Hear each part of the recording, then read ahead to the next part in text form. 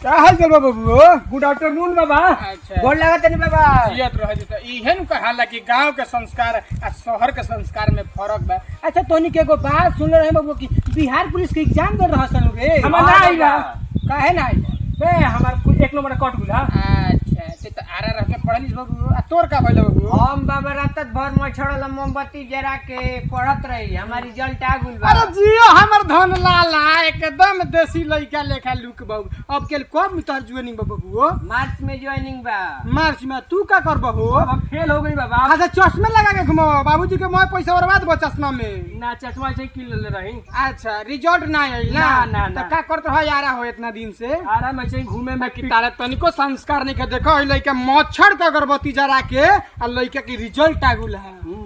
बाबू कब ले ज्वाइनिंग बा हो? मार्च में होली बाद। मार्च में होली बाद। अच्छा तो जा लोग तार लोग दोनों जना तब हम आवत नहीं। ठीक बा इहो पर ध्यान दे। ठीक बा बाबू तू जा तब। जाता नहीं हो बाबा, जाता नहीं। बाबू बियाह शादी करे के मन बा? ना बाबा ये घर बियाह शादी नहीं के करे मन 2-4 साल बाद होई। अच्छा तो तू का बतईब? जा लइकन से का पूछल गलत बात बा। जा तारा बाबूजी से बतियाएम। ठीक बा बाबू? ठीक बा बाबा, गोड़ लगा। जियत रह हमार धन आगे बढ़।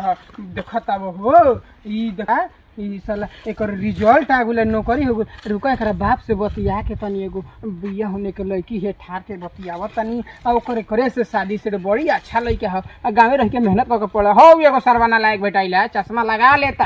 आ शहर से आइल बा तो लाल पियर देखे के चक्कर में ओकर रिजल्ट खत्म हो गुल है। ठीक बा बाबू। हेलो गाइस, हमारा नाम मंटू कुमार है। हम लोग एक भोजपुरी कॉमेडी शो, सारा टीम मेंबर हमारा और टीम मेंबर है लेकिन थोड़ा सा उधर लोग हैं। हम लोग का एक अच्छा वीडियो बनाए हैं, पारिवारिक वीडियो है और देखिए। उसको अच्छा लगे तो लाइक शेयर कमेंट कीजिए और आगे की मनोबल बढ़ाइए। जय भोजपुरी समाज।